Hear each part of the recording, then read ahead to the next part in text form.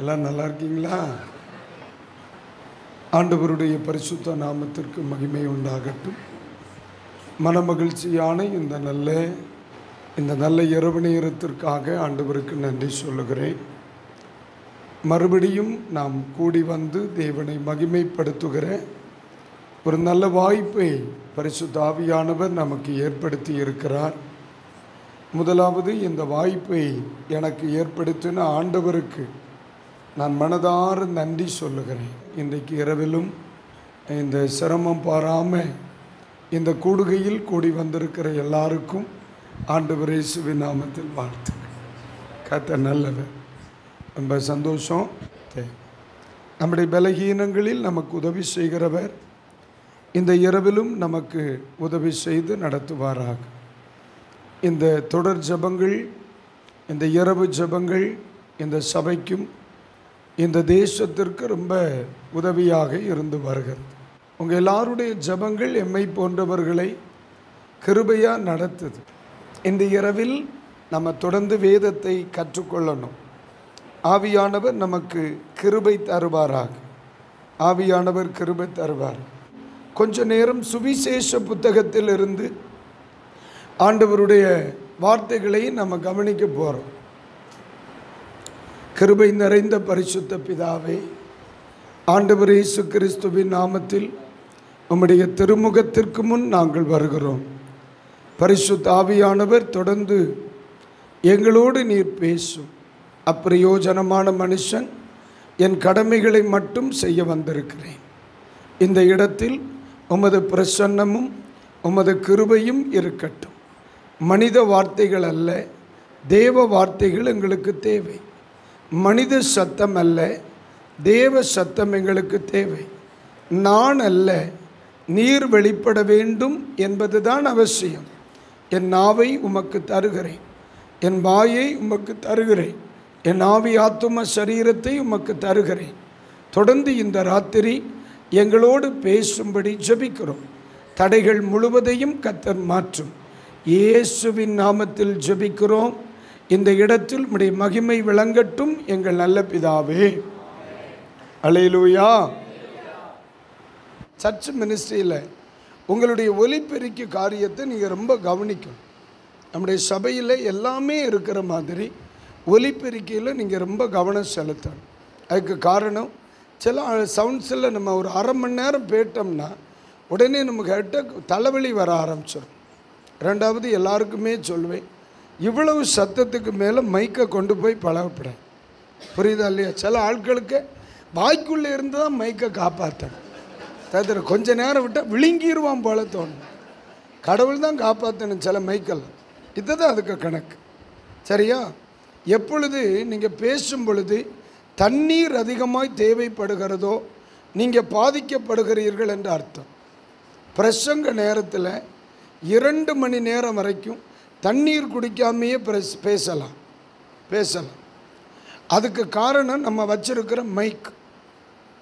அதனுடைய கரெக்டான earth supply ப்ராப்பராக இருக்கும்னா வாயில் எப்போவுமே உமிழ்நீர் இருக்கும். உங்கள் மைக்கு சரியில்லைங்கிறதுக்கு அர்த்தம் நீங்கள் குடமாக குடிச்சிக்கிட்டே இருப்பீங்க. சில ஆட்களுக்கெல்லாம் அந்த ஆளை ஓசை கொண்டு வாயில் சொருவீர. சில ஆட்களை பார்த்து குடத்தில் தண்ணி வைக்கணும்னே. அப்போ புரிஞ்சுக்கணும், நம்ம எப்போவுமே கவனமாக இருக்கணும்.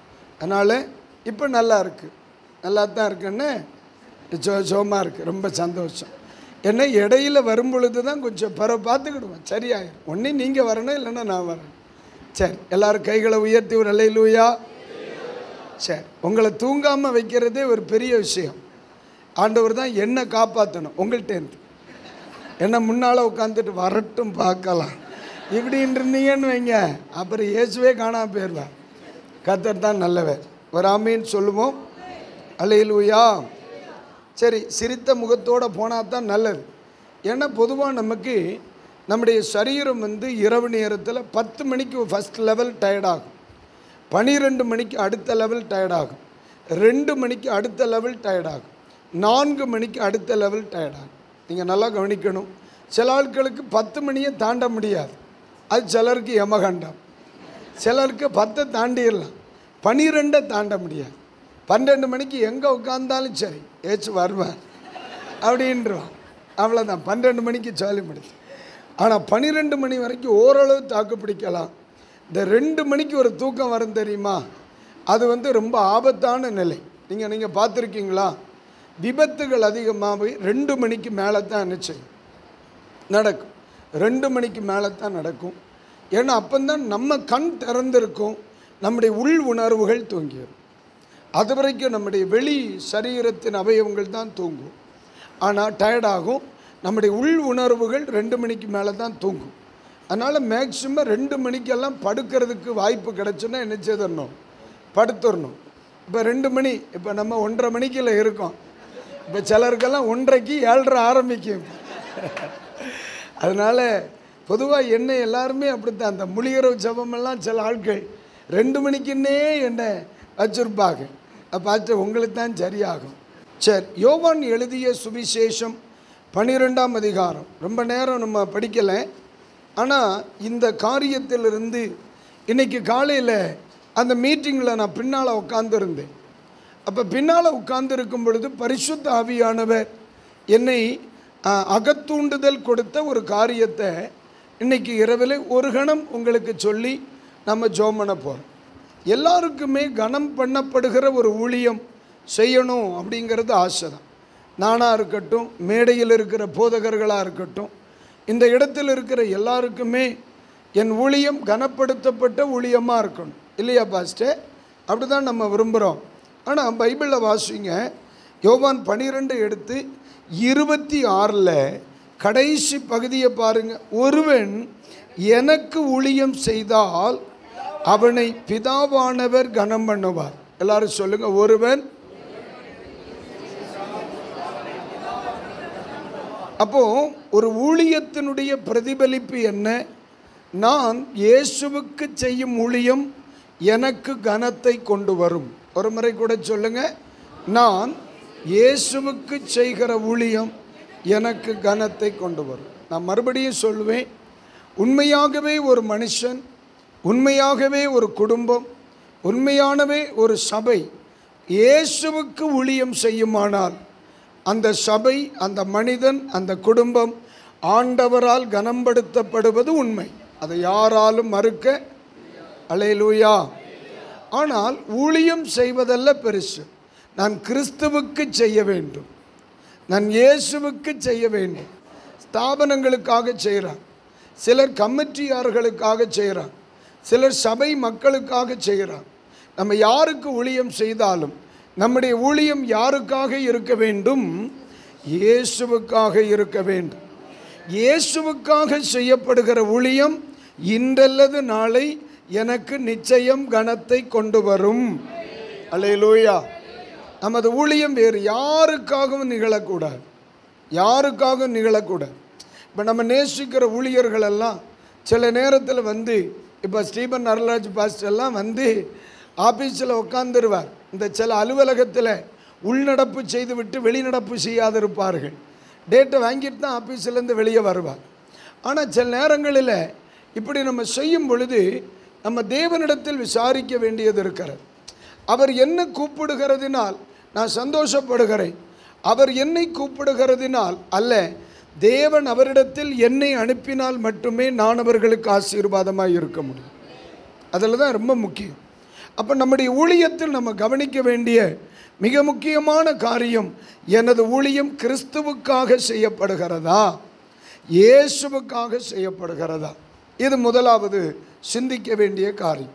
கனப்படுத்தப்படுகிற ஊழியத்தின் முதல் நிலை, நான் இயேசுவுக்காக இதை செய்யணும். சொல்லுங்கள் அந்த வார்த்தையை. அல்லேலூயா. நம்ம சில நேரத்தில் மனிதர்களுக்கு செய்கிறோம், மனிதர்கள் நம்மை கனம் பண்ணுவதில்லை, மனிதர்கள் நம்மை அங்கீகரிப்பதில்லை, மனிதர்கள் நம்மை பாராட்டுவதில்லை, நம்மை புகழுவதும் இல்லை, சில நேரத்தில் நம்மை அங்கீகரிப்பதும் இல்லை. ஆனால் இந்த ஊழியம் இயேசுவுக்காக நான் செய்கிறேன் என்ற மனநிலை இருக்குமானால், எவர்கள் வாழ்த்தினாலும் சரி, எவர்கள் வாழ்த்தாவிட்டாலும் சரி, அதை நாம் ஒரு புரட்டாக எண்ணுவது இல்லை. காரணம், நான் அவர்களுக்காக செய்யவில்லையே. அல்லேலூயா. ஒருவன் கிறிஸ்துவுக்காக ஊழியம் செய்கிறானா என்பதை இதுதான் வெளிப்படுத்தும். இவங்க என்னை கூப்பிட்டாங்க, என்னை கனம் பண்ணவில்லை என்று நான் நினைக்க முடியாது. ஏனென்றால் இவர்கள் கனம் பண்ணுவார்கள் என்பதற்காக நான் இங்கு வரவில்லை. ஆண்டவர் கனம் பண்ணுவார் என்பதற்காகத்தான் இங்கு வந்தேன். நான் சொல்லுகிறது புரியுதா? சில நேரத்தில் நமக்கு வருத்தம் வருது. இந்த இடத்தில் நான் நிராகரிக்கப்படுகிறேனே, இந்த இடத்தில் நான் ஏற்றுக்கொள்ளப்படவில்லையே, இந்த இடத்தில் நான் பாராட்டப்பட்டிருக்க வேண்டும், நான் பாராட்டப்படவில்லையே, இந்த இடத்தில் என்னை புகழ்ந்திருக்க வேண்டும், என்னை புகழவில்லையே, இந்த இடத்திலே என்னை ஒரு வார்த்தை சந்தோஷப்படுத்துகிற வார்த்தை சொல்லி இருக்கணும், ஆனால் அவங்க என்ன செய்யலை, சொல்லலை. நான் வருத்தப்படுகிறேன் என்றால் நான் கிறிஸ்துவுக்கு செய்யும் ஊழியம் அல்ல. என் அன்புக்குரியவர்களுக்கு சொல்கிறேன், சில ஆட்கள் எல்லாம் இருக்கிறீங்க, நான் பணிவிடை செய்கிறேன் பாஸ்டர், நான் ஊழியம் செய்கிறேன் பாஸ்டர், ஆனால் என்னை ஒரு பொருட்டாகவே எண்ண மாட்டேங்கிறாங்க அப்படின்னு நீங்கள் நினைக்கிறீங்க. உண்மையிலேயே அவர்கள் உங்களை பொருட்டாக எண்ணினால் அந்த பலன் அவர்களோடு முடிந்துவிடும். அவர்கள் நிராகரிப்பது தான் உங்களுக்கு வெற்றி. நான் சொல்லுது எத்தனை பேருக்கு புரியுது? அப்படிதானே பாஸ்டர்? நான் இந்த பாஸ்டருக்கு ஒரு பணிவிடை செய்கிறேன், இவர் என்னை பாராட்டி விட்டால் என் வேலை முடிந்து விடுகிறது, என் பலன் முடிந்து விடுகிறது. அதே நேரத்தில் இவர் என்னை பாராட்ட தவறினால் அந்த பொறுப்பை கர்த்தர் ஏற்றுக்கொள்கிறார். அதனால் நிராகரிக்கப்படுகிறேன் என்கிற சிலர், வேதனைப்படுகிறேன் என்று சொல்லுகிற சிலர் என்னை ஏற்றுக்கொள்ளவில்லை என்று சொல்லுகிற சிலர் இங்கே இருக்கிறீங்க. அதை குறித்து நீங்கள் வருத்தப்படாதீங்க. அதுதான் பரலோகம் உங்களுக்கு பலனளிப்பதற்கு உங்களுக்கு காரணமாக அமையும். எத்தனை பேருக்கு நான் சொல்றது புரியுது? அல்லேலூயா. ஆனால் ஒன்று நீங்கள் புரிஞ்சுக்கிடணும், நீங்கள் செய்கிற வேலைக்கு தக்க பலன் இன்னைக்கல்ல நாளைக்கு கண்டிப்பாக வரும். அது யாரை நினைத்து கொள்ளுங்கள்? மொர்தெகாயை நினைத்து கொள்ளுங்கள். ராஜாவினுடைய உயிரை காப்பாற்றினார், புகழப்படவில்லை. ராஜாவினுடைய உயிரை காப்பாற்றினார், எந்த சன்மானங்களும் வழங்கப்படவில்லை. ராஜாவினுடைய உயிரை காப்பாற்றினார், பதவி உயர்வு வரவில்லை. அப்போ நீங்கள் நினைக்கிறீங்க ராஜா மறந்திருப்பார். ஒன்று சொல்லுகிறேன், எல்லாம் எழுதப்பட வேண்டிய இடத்தில் எழுதப்பட்டிருக்கிறது. ஆமென். இன்றைக்கு கிடைத்தால் உங்களுக்கு மட்டும் அது பயன்படும். ஒரு குறிப்பிட்ட நாள் தேவன் நியமித்து வைத்திருக்கிறார், அன்னைக்கு கிடைச்சா ஒரு திரள் கூட்டத்திற்கு பலன் உண்டாகும். சொல்லுது எத்தனை பேருக்கு புரியுது? என் அன்பு ஊழியர்களுக்கு சொல்கிறேன், இன்னைக்கு ஆண்டவர் ஆரம்பத்திலே தீர்க்கம் பேச ஆரம்பித்து விட்டார். ஆவியானவர் தீர்க்க தரிசனமாக பேசுகிறத நான் உணர்றேன். சிலருடைய கேள்விகளுக்கு பதில், சிலர்லாம் மறக்கப்படவில்லை, நடபடிகளின் புத்தகத்தில் எழுதப்பட்டு இருக்கிறது. இவன் இதை செய்தான், ஆனால் இவன் பாராட்டப்படவில்லை. இவள் இதை செய்தாள், பாராட்டப்படவில்லை. என் பிள்ளை கொடுத்தான், அங்கீகரிக்கப்படவில்லை. என் பிள்ளை கண்விழித்தாள், அங்கீகரிக்கப்படவில்லை. அற்பமாய் நினைக்கப்பட்டார்கள் அப்படின்னு நடபடிகளின் புஸ்தகத்தில் எழுதப்பட்டிருக்கிறது. ஒருவேளை மனிதர்கள் மறக்கலாம், என் அப்பன் மறந்து விடுகிறவர் அல்ல. அதனால் நன்மை செய்வதில் சோர்ந்து விடாதிருங்கள். வரும்பொழுது நம்ம ஊரில் ஒரு சொல்லுவாங்க, கொடுக்குற தெய்வம் கூரையை பிச்சுக்கிட்டு தருவார்னு. அது வர வேண்டிய நேரத்தில் கரெக்டாக வரும். You don't worry. கர்த்தருக்காக செய்துக்கிட்டே இரு, பிரதிபலன் பார்க்காதீங்க. ஏன்னா இவர்களுக்கு செய்யலை, கர்த்தருக்கு தான் நம்ம செய்கிறோம், கர்த்தருக்கு தான் செய்கிறோம். நான் சொல்கிறது புரியுதா இல்லையா? நம்ம யாருக்கு அதிகமாக செய்திருப்போமோ அவர்கள் நம்மை வேதனைப்படுத்தி இருப்பாங்க. யாருக்கா அதிகமாக உழைச்சிருப்பீங்களோ அவங்க அதிகமாக காயப்படுத்தி இருப்பாங்க. யாருக்காக நீங்கள் அதிகமாக தியாகம் பண்ணினீங்களோ அவர்கள் உங்களை அற்பமாக நினச்சிருப்பாங்க. அப்போல்லாம் நீங்கள் நினைக்கலாம், எதுக்கு ஏன் இப்படி இவர்கள் இருக்கிறார்கள், அதை குறித்து கவலைப்படாதீங்க. இதெல்லாம் ஆண்டவருடைய ஆதீனத்தில் எழுதப்பட்டு இருக்கிறது. இன்றைக்கி ராத்திரி கூட சிலருக்கு அதற்கு தப்பணையான சில கணத்தை ஆண்டவர் கொடுக்கத்தான் போகிறார். சரியா ஐயா? சிலருக்கு ஆண்டவருடைய பதில், நீ சோர்ந்து போகாத. நீ யாருக்கு ஊழியம் செய்கிறாய்? அவனுக்கா ஊழியம் செய்கிறாய்? தலைவருக்கா ஊழியம் செய்கிறாய்? உன் சீனியர் பாஸ்டருக்கா ஊழியம் செய்கிறாய்? ஆண்டவருக்குத்தானே செய்கிறார். அப்படியானால் அவர்களிடத்தில் ஏன் கணத்தை எதிர்பார்க்கிறாய்? யாருக்காக செய்தீர்களோ அவர் கணப்படுத்துவார். அல்லேலூயா. இது என்னுடைய விசுவாசம். இது உங்களுடைய விசுவாசமானால் உங்கள் அருகாமையில் இருக்கிறவர்களை பார்த்து நீங்கள் சோர்ந்து போக வேண்டாம் என்று சொல்லுங்கள். அல்லேலூயா. பலன் பரலோகத்திலிருந்து தானே வரும். நீங்கள் செய்வது கர்த்தருக்கானால் கர்த்தர் பரலோகத்திலிருந்து பலனை தருவார். அவர் கனம் பண்ணுவது நிச்சயம். அல்லேலூயா. சொல்லுகிறது எத்தனை பேருக்கு புரியுது? எத்தனை பேருக்கு புரியுது? எத்தனை பேருக்கு புரியுது? அவர் எப்படி கனம் பண்ணுவாருங்கிறத இன்னைக்கு முடிவில் நம்ம பார்த்துக்குவோம். ஆண்டவர் நமக்கு கிருபை தருவாராக. ஆனால் என்ன பாருங்க, சிலர் கிறிஸ்துவுக்காக செய்தும் கூட எதிர்பார்க்கிற கணத்தை அடையலை. நம்ம யோசிக்க வேண்டிய ஒரு விஷயம். சிலருக்கு ஊழியம் கர்த்தருக்காகத்தான் செய்கிறாங்க, ஊழியம் கிறிஸ்துவுக்காக செய்யப்படுகிறது, ஆனால் எதிர்பார்க்கிற கனம் அவர்களுக்கு வரவில்லை. இது என்னிடத்தில் எழும்பிய ஒரு கேள்வி. ஆண்டவர் கொடுத்த பதில் உங்களுக்கு நான் கொண்டு வருகிறேன். ஆண்டவர் கிருபை தருவாராக. ஒரு ஆமீன் சொல்லுங்க. சரி, 24ஆம் வசனம், 25ஆம் வசனம், 26ஆம் வசனம். எத்தனாம் அதிகாரத்தில் நிற்கிறோம்? 12ஆம் அதிகாரத்தில் நிற்கிறோம். இப்போ 24 ஒருத்தர் வாசிங்க பார்க்கலாம். சரி, இருக்கட்டும். பாருங்க, கோதுமை மணியானது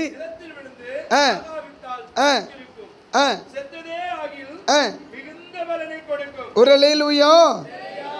ஆமென். பைபிள் சொல்லுது கிறிஸ்துவுக்காக செய்கிற ஊழியம் பிதாவினால் கனப்படுத்தப்படும். ஆனால் சிலர் கிறிஸ்துவுக்கு செய்தும் ஆமென் கனப்படுத்தப்படவில்லை.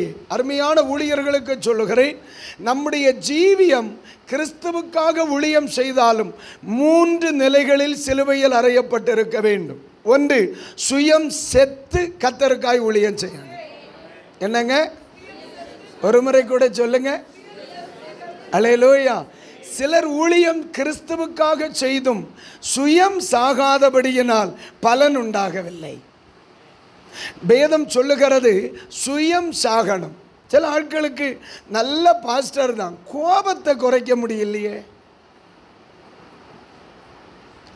பலிபீடத்தில் தேவ தூதர்களை மாதிரி சிலர் நிற்கிறாங்க, ஆனால் வீட்டுக்குள்ள கோபத்தை குறைக்க முடியலையம்மா. உன் சுய சாகாததுனால தான் ஆண்டவர் உனக்கு தருகிற கணத்தை உன்னால் அனுபவிக்க முடியல. இன்னைக்கு ராத்திரி ஆண்டவருக்கு அர்ப்பணிக்கணும். புரியலை? அல்லேலூயா. சில ஆட்கள் மேலே நீங்கள் வச்ச வெறுப்பு உங்களை விட்டு மாறலையே. ஆண்டவர் உங்களை கனப்படுத்தணும்னு அவர் ஆசைப்படுகிறார். எனக்கு என்ன தெரியல, பரிசுத்தாவின்னு வேறு மாதிரி வண்டி ஓடுது. தெளிவாக சொல்கிறேன். சிலருடைய வாழ்க்கை ஊழியம் கர்த்தருக்கு தான் செய்கிறோம், அன்னை ஆண்டவருக்கு தான் செய்கிறோம். ஆனால் ஆண்டவருக்கு செய்கிற ஊழியம் கனம் பெற்றிருக்கணுமே. ஆண்டவருக்கு செய்தியும் கனம் உண்டாக காரணம் இல்லை. சுயம் சாகாத ஊழியம் நான் செய்கிறேன், ஆனால் முறுமுறுப்போடு தான் செய்கிறேன், கோபத்தோடு தான் செய்கிறேன். சில வெறுப்புகள் சில நபர்களோடு கூட இருக்குது. என் சபைக்குள்ளேயே சிலர் மேலே நான் வெறுப்போடு வாழ்கிறேன். என் குடும்பத்தில் சிலரோடு நான் வெறுப்போடு வாழ்கிறேன். சில மனிதர்களோடு எனக்கு வெறுப்பு இருக்குது. அப்படின்னா இன்னும் எனக்கு சுயம் சாகலைன்னு அர்த்தம். நம்முடைய சுயம் சாகாத பட்சத்தில் பலன் உண்டாவதில்லை. ஒரு ஆமீன் சொல்லுவோம். ஒரு முறை கூட சொல்லுங்க. அல்லேலூயா. சுயம் செத்து கிறிஸ்துவுக்காய் செய்கிற ஊழியம். இனி அடுத்த வசனம் 25ஆம் வசனத்தை படிங்க.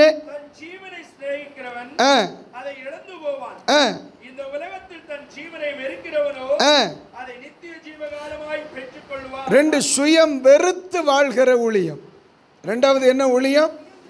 செத்து வாழ்கிற. சில பகுதியில் சாகணும், சில காரியங்களை வெறுக்கணும். அது நம்முடைய சப்ஜெக்ட் அல்ல. இன்னைக்கு என்ன பரிசுத்தாவியானவர் இன்னைக்கு போதிக்க சொன்னதுனால சொல்கிறேன்.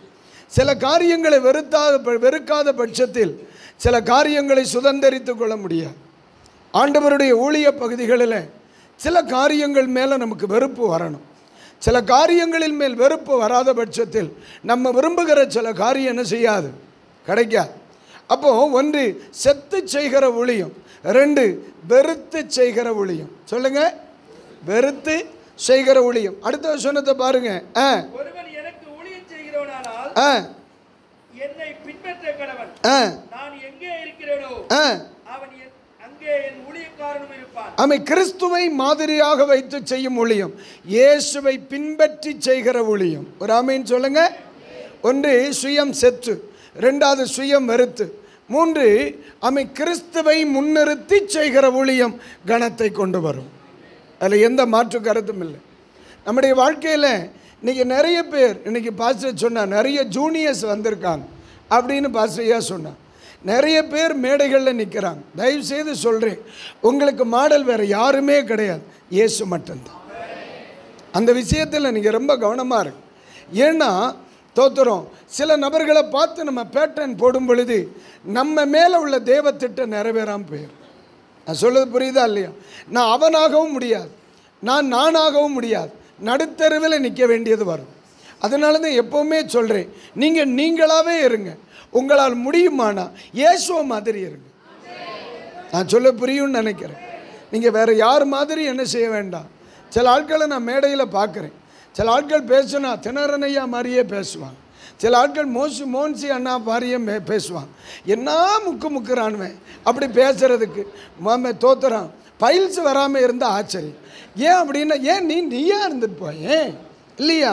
எனக்கு நமக்கு யாரும் ராபின்சன் பாஸ்டர் ஆக வேண்டியதில்லை, யாரும் ஸ்டீபன் பாஸ்டர் ஆக வேண்டியதில்லை. நீங்களாகவே இருங்க.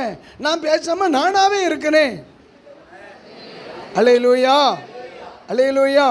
ஜூனியர்ஸுக்கு நான் சொல்கிறேன், மேடையில் யார் நின்னாலும் சரி, இயேசு தான் நம்முடைய மாடல், இயேசு தான் நம்முடைய பிரசங்க மாடல், இயேசு தான் நம்முடைய சுபாவ மாடல், இயேசு தான் நம்முடைய பழக்க வழக்கங்களில் மாடல். வேறு யாரையும் நீங்கள் வைக்காதீங்க. வச்சிட்டீங்கன்னு வைங்க, நீங்கள் நிற்க மாட்டீங்க. ஏன்னா எல்லா மனுஷனுக்குள்ளேயும் தோல்வி இருக்குது. தோல்வி இல்லாத ஒரு மனுஷனை நீங்கள் பார்க்க முடியாது. ஒரு அல்லேலூயா. முள்ளில்லாத ஒரு மனுஷனை நீங்கள் பார்க்க முடியாது. ரொம்ப கிட்ட போங்க. மலையாளத்தில் ஒரு பழமொழி சொல்லுவாங்க, அண்டியோட அடக்கம் அம்மாங்க இட புளிப்பறியான்னு. கிட்ட போ, அவன் யாருன்னு உனக்கு தெரியும். வெளியே பார்க்கும் பொழுது தேவ தூதர்களை மாதிரி இருப்பாங்க, உலாவுவாங்க. உலாவும் பொழுது கிடக்கணும் பக்கத்து பாத்ரூமுக்குள்ளே பண்ணு போகுதுன்னு. அதனால் அந்த உலாவுற ஜோலியெல்லாம் இருக்கப்படாது. நமக்கு ஒரே கணக்கு இயேசு மட்டும்தான். அல்லேலூயா. ஐயா, உங்கள் அழைப்பு நீங்கள் உங்கள் வேலையை செய்யுங்க. உங்கள் அழைப்பு நீங்கள் உங்கள் வேலையை செய்யுங்க. என் அழைப்பு நான் என் வேலையை செய்கிறேன். அல்லேலூயா. நான் சில நேரத்தில் தாறுமாற ஒரு மாதிரி பேசுவேன். உங்களுக்கு தெரியுமா? சிலருக்கெல்லாம் பிடிக்காது, அதை பற்றி எனக்கு பிரச்சனை இல்லை. நான் ஒரு நாள் எனக்கு ஆண்டவரை ஸ்டாண்டர்டாக பேச கிருபை தாரம்னு 21 நாள் வாசம் பண்ணேன். எப்படி ஸ்டாண்டர்டாக பேசணும்? என்னட்ட நிறைய பேர் ஃபஸ்ட்டு உங்கள் பெருசுங்க ஸ்டாண்டர்டாகவே இல்லை, நீங்கள் நல்லா பேசுகிறீங்க, ஸ்டாண்டர்டாகவே இல்லை. அதுக்காக ஸ்டாண்டர்ட் ஆகிறதுக்கு 21 டேஸ். ஐயோ, நீங்கள் ஏன் கேட்குறீங்க? 21 நாள் உபவாசம் பண்ண ஒரு பதிலும் இல்லை, ஒரு பதிலும் இல்லை. அப்போ கடைசியில் பரிசுத்த ஆவியான சொன்னார், நீ எல்லாவன மாதிரி இருந்தால் உன் வேலையை எவம்பில் செய்வாம்னா. எனக்கு எல்லா நண்பர்களும் சொல்லுவாங்க, நீங்கள் ஏன் இப்படி பேசுகிறீங்க? நீங்கள் அவரை பாருங்கள், அவர் என்ன அழகாக பேசுகிறார், அவரை பாருங்கள், அவர் என்ன அழகாக பேசுகிறார், அவரை பாருங்கள், அவர் என்ன அழகாக பேசுகிறார், நீங்கள் மட்டும் ஏன் இப்படி பேசுகிறீங்க? அப்போ கேட்கும் பொழுது என்ன பார்த்தா எனக்கே கோமாளி மாதிரி தான் இருக்குது. அப்போ நான் நினச்சதை, சரி இதுக்காக சுட்டு என்ன செய்வோம், கொஞ்ச நாள் ஜோம் பண்ணுவோமேனு தேவ சமூகத்தில் ஜோமந்தா 21வது நாள் நம்மளுக்கு கரெக்டாக சொன்னார், சரி நீ எல்லாவன மாதிரி பேசுனா நீ செய்கிற வேலையை எவன் செய்வான் அப்படின்னார். அப்போ இதுக்குத்தான் நானா அப்புறம் எதுக்குள்ள ஒன்றை கூப்பிட்டேன். ஓ, அப்போ கிளம்பிட்டேன். அல்லேலூயா. நான் சொல்ல புரியுதா இல்லையா? நான் யோசித்து பார்த்தேன், ஆமாம் இதுதான் நமக்கு சரியாகும். நம்ம என்னத்துக்கு அடுத்தவங்க கால்ச்சட்டையை சொருவுறோம், நமக்கு இருக்கிறது போதாதா?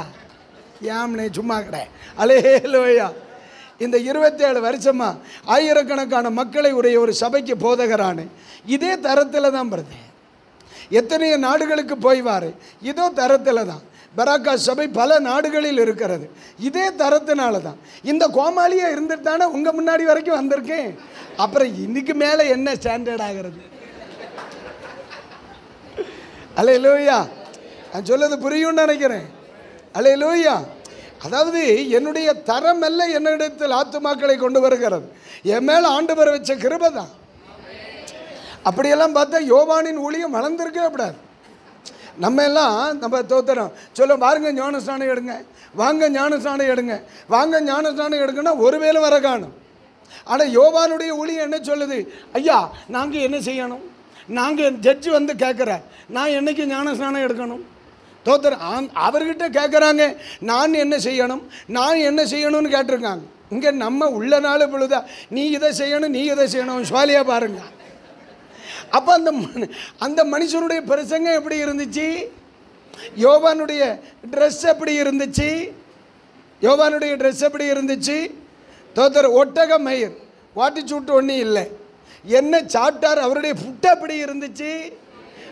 காட்டு தேனும் வெட்டுக்கிளியும். சரி, அவருடைய மினிஸ்ட்ரி பிளேஸ் எப்படி இருந்துச்சு? வனாந்தரம். ஆள் வர்ற மாதிரி இடமா? இல்லை. அவருடைய மெசேஜ் ஸ்டைல் எப்படி இருக்கு? பாம்புக்கு பிறந்த பயலுவளோ நடைமுறையில் சொல்லணும். நான் சொல்ல புரியுதா இல்லையா? அப்படின்னு பார்த்தா அவர் ஜெபம் வளர்ந்துருக்கப்படாதுல்ல. எத்தனை பேருக்கு நான் சொல்றது புரியுது? அல்லேலூயா. அதனால தான் சொல்றேன், நீ என்னது அவனை மாதிரி பார்க்குற? நீயாவே இரு. ஆத்துமாக்களை தருகிறவர் கர்த்தர். அல்லேலூயா. ட்ரெஸ் எப்படி இருந்து? ஒட்டக மயிரினால் மனுஷன் போடுவானா? மனுஷன் போடுவானா? விட்டுருவான். புட்டு எப்படி இருந்து? வெட்டுகளையும். அப்போ ஐ மீன் வஸ்திரமும் காட்டுவாசி, சாப்பாடும் காட்டுவாசி. சரிதானே? இருக்கிற இடம் எங்க? வனாந்தரத்தில் இருந்தான். ஆமை தோத்திரம். நடுவூரில் இருந்த பிறவே 4 பேருக்கு மேலே வரல. ஏமனே சரிதானா? உங்கள் சபை எனக்கு ஊருக்குள்ளே இருக்கட்டும். உங்கள் சபை, எங்கள் சபை ஏன் வளரல? எங்கள் சபை எல்லாம் காட்டுக்குள்ளே இருக்குது. காட்டுக்குள்ளே இருக்கும், வீட்டுக்குள்ளே இருக்கும். இருக்க வேண்டியது இருந்தால் தானாக வளரும். புரியுதா இல்லையா? இடம் எங்கே இருந்துச்சு? வனாந்தரத்தில். இடம் எங்கே இருந்துச்சு? வனாந்தரத்தில். பிரசங்கம் எப்படி? விரியன் பாம்பின் குட்டிகளை. இது என்னது? விரியன் பாம்பின் குட்டிகளை. அது லிட்ரேச்சர் தமிழ். அதை நடைமுறையில் சொல்லுங்க. நான் சொன்னதானே சரி. பாம்புக்கு பிறந்த பயலான். நம்ம அதுக்கு பார்த்தா நான் எவ்வளவோ பரவாயில்ல. கழுதைன்னு நான் சொல்ல புரியுதானே? ஆமை தோத்தர். சரி தோத்தர். அடுத்து என்ன வாக்குத்தத்தம்? எப்படி? ஆமை கோடாலி மரத்துக்கடியில் இருக்கு, வெட்டி புதைச்சி விடுவேன்ட்டான். அப்படிதானே? ஆமை கோடாரியானது எங்கே வைக்கப்பட்டிருக்கிறது? கருவாலி மரத்தடியில் வைக்கப்பட்டிருக்கிறது. வெட்டி மங்க. அப்போ நான் யோசிக்கிறேன், பிரசங்கத்தில் என்ன இல்லை? கருணை இல்லை. என் அன்பு சகோதர எந்திரிச்சு போலன்ட்டான். நான் சொல்ல புரியுதா இல்லையா? அப்படியெல்லாம் பார்த்து அந்த மனுஷன் ஊழியத்துக்கு லாய்க்கல. ஆனால் அந்த மனுஷனை மாதிரி இனி எவனும் ஊழியம் செய்ய முடியாது. ஆமாவா இல்லையா? ஆமாவா இல்லையா? அந்த மனுஷனால ஒரு பயலுக்காவது ஜலதோஷம் மாறிச்சா? கேளுங்க. நீங்கள் என்ன சொல்கிறீங்க? பாஸ்டர் கிருபை இல்லை பாஸ்டர், வரங்கள் இல்லை பாஸ்டர்ன்றீங்க. அந்த ஆளுக்கு என்ன வர இருந்து? அந்த மனுஷனால் ஒரு ஜலதோஷம் மாற்ற முடிஞ்சிச்சா? ஒரு தலைவலி மாற்ற முடிஞ்சிச்சா? ஆனால் அந்த மனுஷனுக்கு காலங்களில் யூதேயாக்காரங்க வந்தாங்க, எருசலேம்காரங்க வராங்க, பட்டணத்துக்காரங்க வராங்க, சுற்றி உள்ள தேசத்தார் வராங்க, யோர்தானின் சமவெளியோரம் வாழ்ந்தவர்கள் வராங்க. அத்தனை பேர் இந்த மனுஷன் முன்னாடி வந்து உட்கார்ந்தானே. என்ன பார்க்க வந்த? அல்லேலூயா. நம்மளா இருந்தா போதும்னே, நடக்க வேண்டியது தானா இருக்கும்னு. நம்ம பிரச்சனை என்ன? எனக்கு அவனை மாதிரி பேச முடியல, இவனை மாதிரி பேச முடியல, அவர்களை மாதிரி பேச முடியல, இவர்களை மாதிரி பேச முடியல. முடியாததற்கான ஆண்டவருக்கு நன்றி சொல்றேன். நீ உன்ன மாதிரியே பேசு. எத்தனை பேருக்கு புரியுது? அல்லேலூயா. அதுக்கு மேலே நீங்கள் மாறணும்னு நினைக்கிறீங்கன்னா இயேசுவை போல மட்டும்தான். ஆமே, இயேசுவை போல மட்டும்தான். அவரை மாதிரி பேசுவோம், அவரை மாதிரி சிந்திப்போம், அவரை மாதிரி உடை உடுத்துவோம், அவரை மாதிரி நேசிப்போம், அவரை மாதிரி கொடுப்போம், அவரை மாதிரி வாழுவோம், அவரை மாதிரி செய்வோம். ஏன்னா அது போதாதா? வேற எவன் நமக்கு வேணும்ன்றேன். அல்லேலூயா, அல்லேலூயா, ஆமென்.